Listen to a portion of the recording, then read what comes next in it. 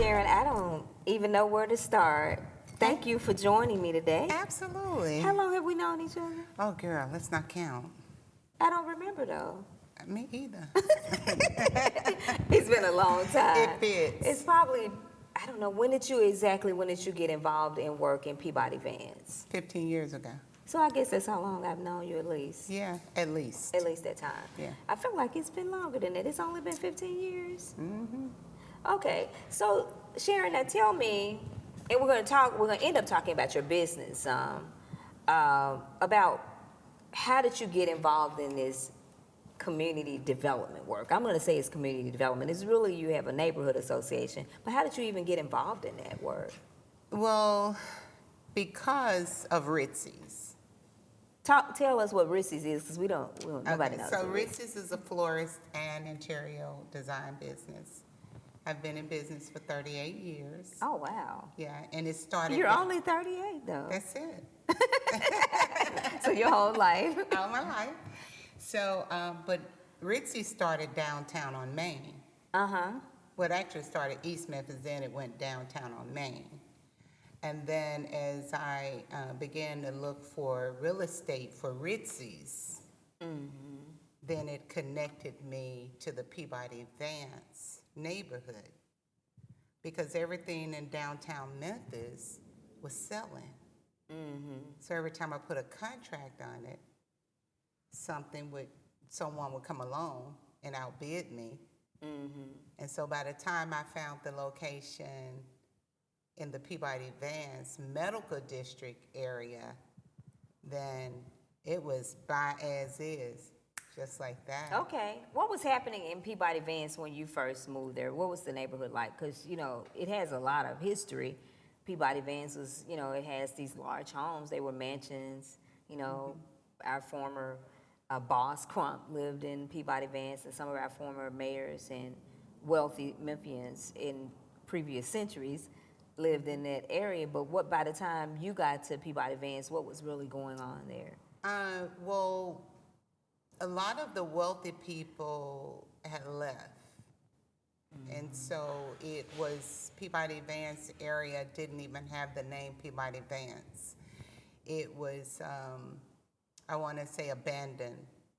So you had all these other different kinds of people moving in that didn't have money. You had homeless, you had swatting, you had a lot of outside investors that just took advantage of the community. And so there was a lot of drugs, illegal activities going on. That's right. And I bought the property of Boss Crump. I forgot it was Boss Crump's home. It was his residence at one point. Yeah. And to give people, I guess, who may not know Memphis, even people who live in Memphis, so Peabody Vance is a part of the medical district, so it's near the medical school and what was Baptist Hospital Midtown. Right. Not far from Methodist, but a little further from Methodist, but really close to other medical institutions, Baptist College of Nursing. Yeah, just to kind of give them. It's kind of like an island. And that's, I went to sleep excited about purchasing in Peabody Vance neighborhood. And I woke up devastated. Because it's kind of vacant. It was a lot of things going on, a lot of transition. Where there was housing remaining, it was like Michael had the transitional housing, the Estival places, and some other, like you said, out-of-town investors. And so you were taking a big leap to... Huge leap. To move your business. I moved from Main Street to Dudley and Dr. Martin Luther King, and at the time it was Linden. Yes. Yeah, and so I bought this historical mansion, and it was dilapidated and, needed about $1.5 million in it. I didn't know what the future held for it at that time. Yeah. But it's absolutely gorgeous now. It is. It's gorgeous. Yeah. And thanks to your eye and interior design business and florist business. But we're kind of like, Peabody Vance is really a prize. It's like a jewel It's a hidden jewel, and I'm like a dumpster diver. I'll dive in a dumpster and find some good stuff, and this is what I found, a jewel. You did. Yeah. And it's interesting that I think I kind of knew it was Boss Crump's house. But it's interesting that a black woman Yes. owns the house of a former boss who, a man of his time. I mean, that in America, that could be any time, honestly. The bigotry that was associated with Boss Crump. Particularly not very far away along Beale Street, and his rivalry that became established with Robert Church. He had the fire department burn Church's home, and now, not necessarily a descendant of Church, but a descendant of African people, has a home of one of the biggest bigots in Memphis history. Absolutely. Yeah, that's interesting. Then we could dive into that a little more. But let's talk then. So you started Ritzy's. Kind of tell us what happened. So I purchased this property, and by the time I found the property, then the seller was like, hey, I have a buyer on this property, and they're going to close on it. And so my real estate agent said, well, can we be the backup? And he said, I'm telling you, they're going to close. So he said, okay, I'll take you as a backup. So then when my real estate agent called, she was like, I got good news and bad news. I said, okay, whichever one you want to give me. And so she said, the deal fell through. The other person's deal fell through. I said, okay. So she said, the bad news is if you want it, you gotta, show proof that you can purchase it today. I said, okay, give me a minute. So I said, okay, here's your proof. Okay. And I purchased it just like that. And it's so crazy because I purchased it by looking through the windows and seeing a wood wall. You didn't really even know what the property looked like on the interior. You just kind of bought a property. You could see the exterior, but sight unseen on the inside. Right. Oh, you're ballsy. Yeah. That's what I just got. I used the word somebody else used about me. Yeah. You got a lot of balls. That's another reason I like you. I saw the wood wall and I said, yeah, this got good bones. And then later I learned that electric, plumbing, walls, security. And by the time I put about 200 grand in it, it was like, okay, you're going to be here a while. You're gonna be, so I know you not only had your business in that building, but you live there too, right? When I'm in Tennessee, I do reside there. I have 4 houses in the back of that house. That's right. And I now lease to student doctors, nurses, medical students, and now, of course, I bought both pieces of the land next to it. We can talk about some of your acquisition strategies, Yeah. and that's part of our connection too, through our friend and my colleague Steve Barlow. Yes, he's wonderful. He is wonderful. Oh my God. With helping with some of the real estate acquisitions. But let's talk a little bit about the neighborhood association. Yeah. I think I probably didn't meet you through Ritzy's, the floral business. I met you through neighborhood association activity, I think. Yeah, I had my eyes on you. What do you mean? Because I knew that I had moved into a community that needed bosses, needed help, needed passion, needed love, needed hope. And so I would come to some of the different activities that you would have in at the library. Yeah, I did some things at the library with the city. Mm-hmm. Yes. And you talked about development and so far and so far and so on. And, you're not the most approachable person. What do you mean? Well, I'm easy to know. well, yeah.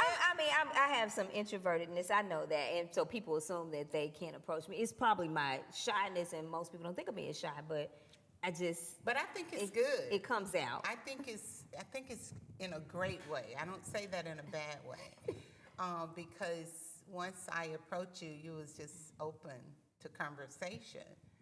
But a woman like you just don't have time for nonsense. I don't have time for nonsense. That's No, true. you If that's don't. how you're approaching me, Yeah, no. no, you don't. I don't have time for And you nonsense. don't have time for extra business because you're really busy. I'm really busy. So I came up with a strategy. I said, okay, she's this elevator boss. I got 30 seconds to tell her what my interest is. And whatever happened, we're here. We've been here for a while. Yeah, I so admire you. I admire you as well. And you talk about balls. I thought I had balls, but for you to not only buy this property, not having seen the inside, spend that amount of money on it, and then live there too.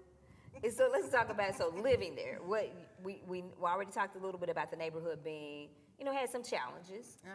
Transitional housing, people who are unhoused, some illegal activity, and some of that is still happening. Yeah, it is. It didn't just go away. No. And so, did you establish a neighborhood association, or did you join an existing? This is crazy, but someone stole my ladder out of the house when we were renovating the house. And it was an inside job, okay? So fast forward. I got a call from MIFA. And they said, so you're the new girl on the block. And I was like, what do you mean? We heard you going around looking for a ladder. And I said, yeah, somebody stole my ladder, da, da, da. So at the time, Sally Hines, is it Sally? Sally. Margaret. Oh, Craddock. Margaret Craddock was the, Yeah.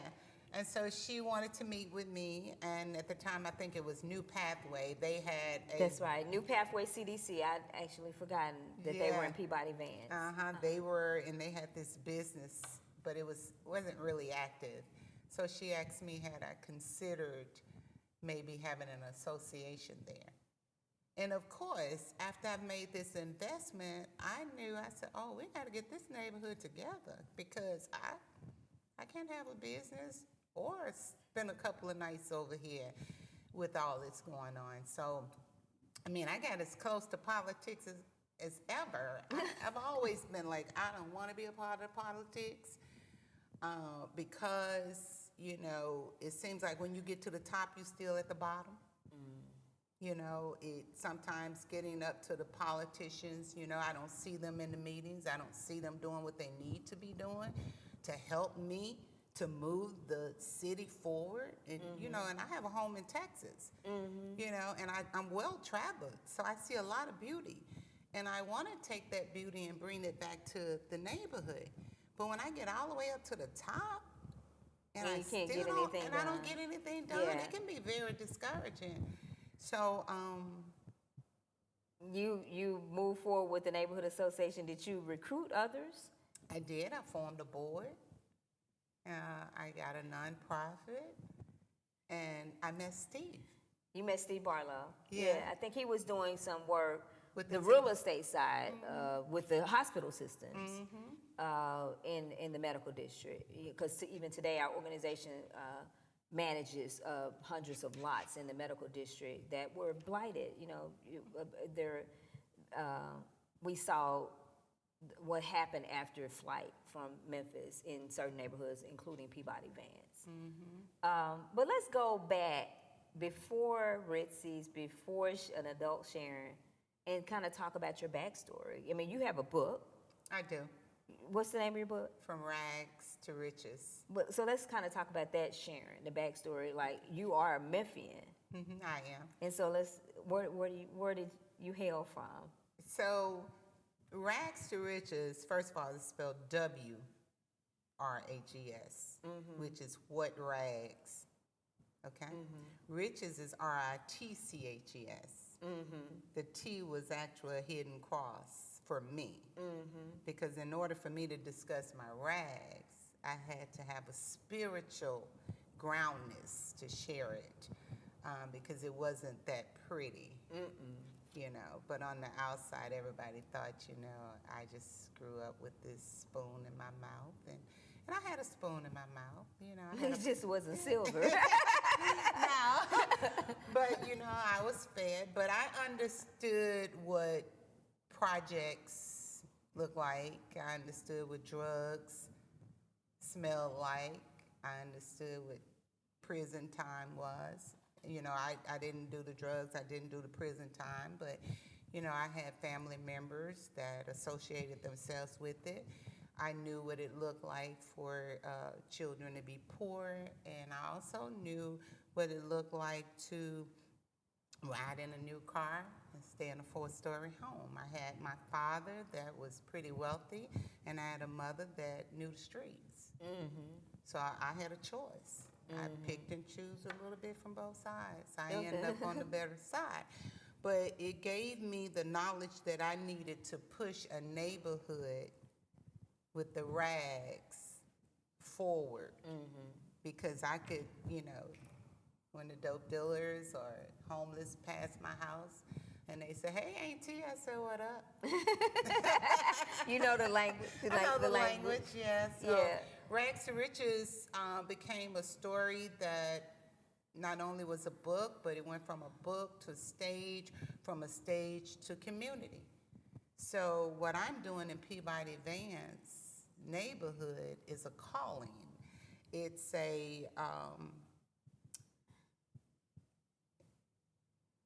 it's a journey, but it's a part of who I am. Yeah, Yeah. yeah. It's an assignment. And I've tried to walk away and leave that assignment. No, you can't leave your assignment. No. You're going to make me turn into a preacher.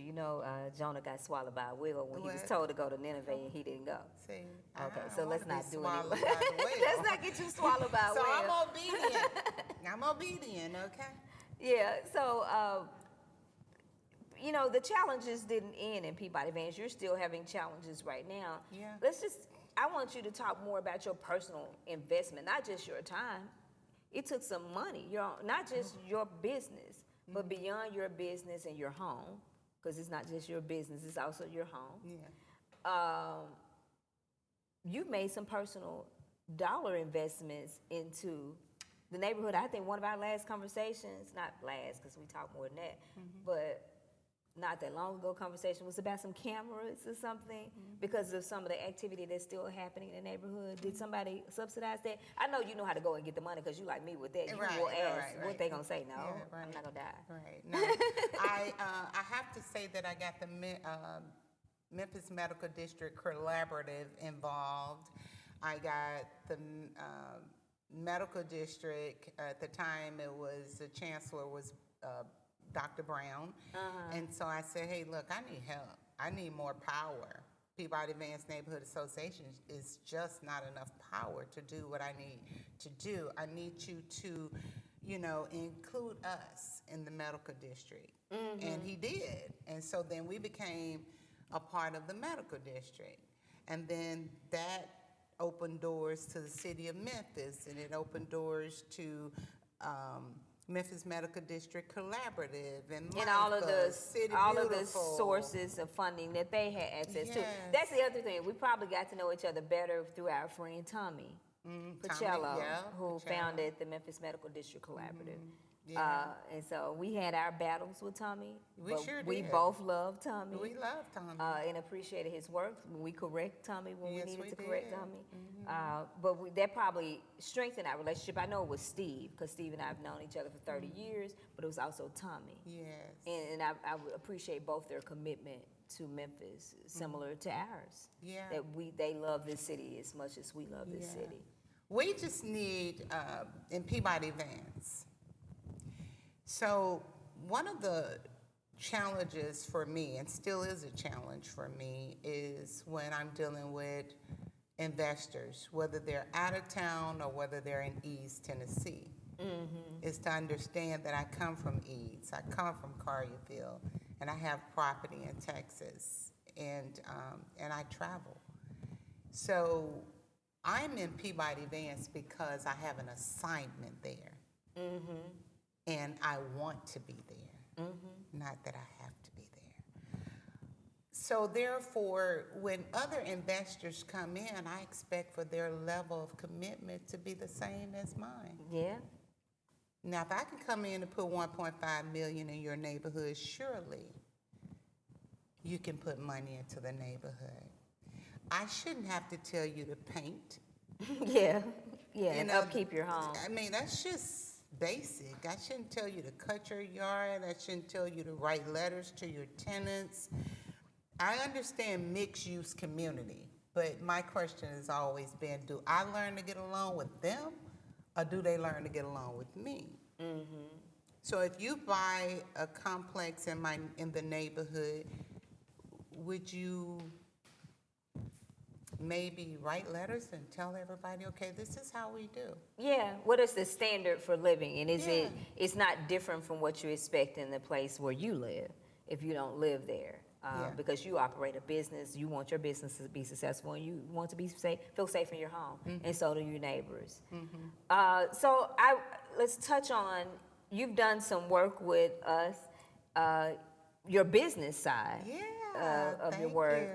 you. And what was a seller for me when Steve mentioned it, because I had not even thought about it, was, oh, this is Sharon Ritzy's Peabody Vans. Oh, I'm like, well, that's no brainer. Sure, she could come in and talk about what you did for us in our work in Klondike.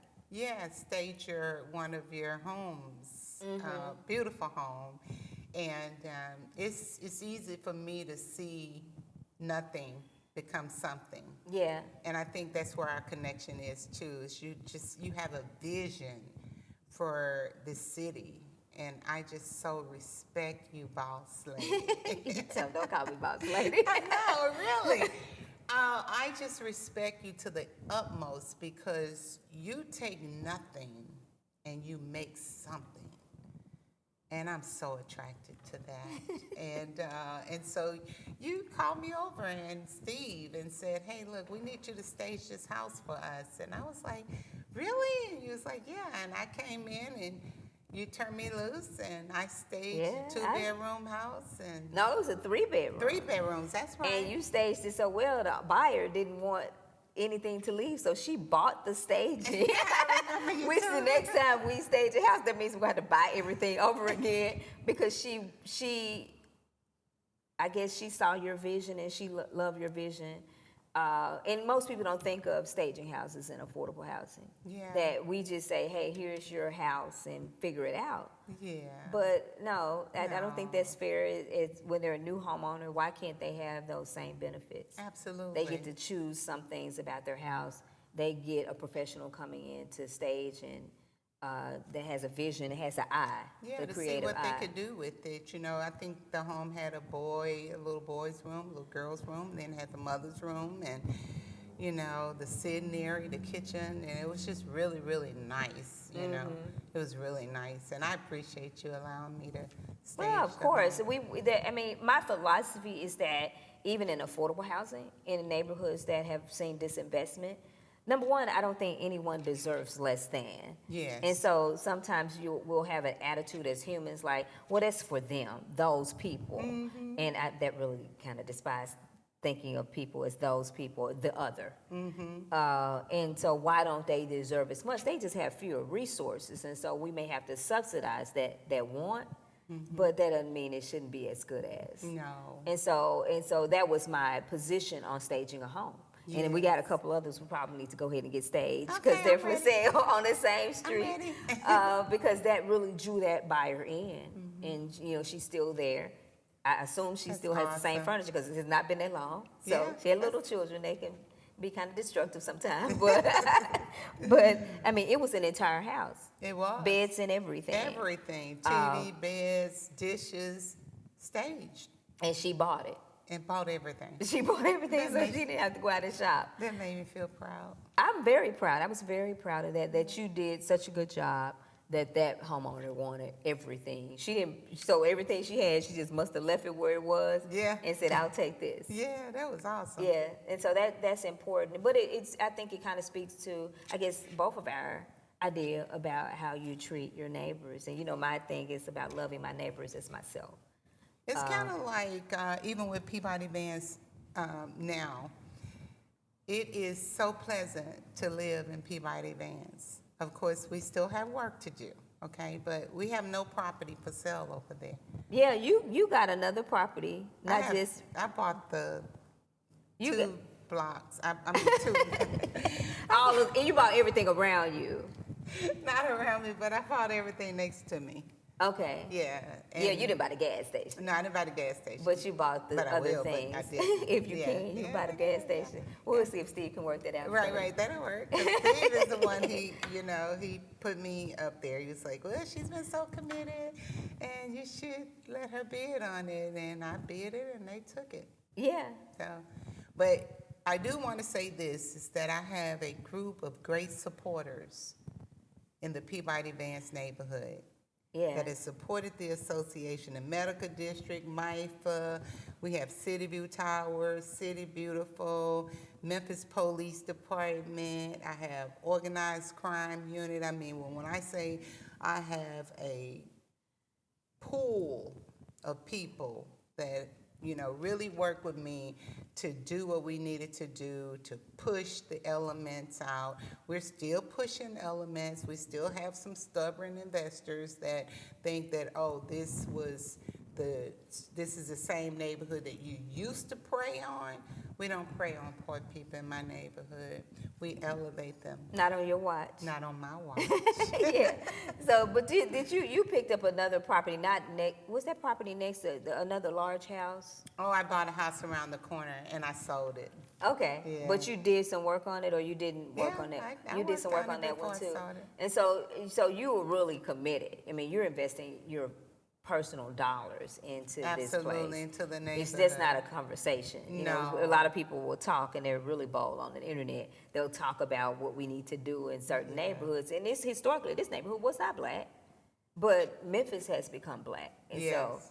And I have to say, Peabody Vance probably had some of the lowest incomes because of so many people that were transitioning or unhoused, and so and probably why MIFA is located there because of who they serve, and MIFA being the Metropolitan Interfaith Association, and so they're a safety net organization, and so you are in the middle, you're part of that safety net, and you mentioned them as a partner in all the police department and organized crime and City Beautiful. People don't think about all of the agencies involved with us and partnering with us in this neighborhood work. And that's what it takes. It takes, this is so cliche, but it takes a village.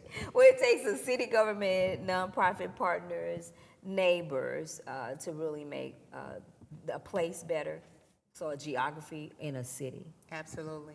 And it takes our city councils to show up in meetings. Our legislators, both of us pick on the Right. elected officials because they don't do all the stuff they're supposed to do. Right. I don't know if they even know what to do. And showing up for me to elect you doesn't mean that much. I remember a time when we had elected officials who were a part of our community associations. They took the hits. You take some hits in neighborhood work. Yeah. People are gonna come after you. They're angry. They're gonna take things out on you that were not your fault. Right. And you just gotta know how to deal with that. And I take some blows, and I know you've taken some blows, and we just stand there in silence. Yeah. And then say, how can I help? Right.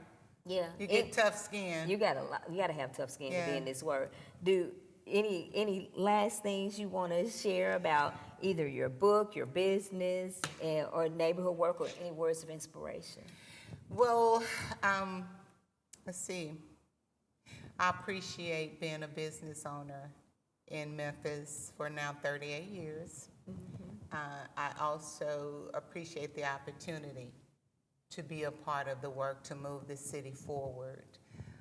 I will be able to look back one day and say, yeah, I have property in that community, and I was a part. Most celebrities, they invest into their neighborhoods after they become successful.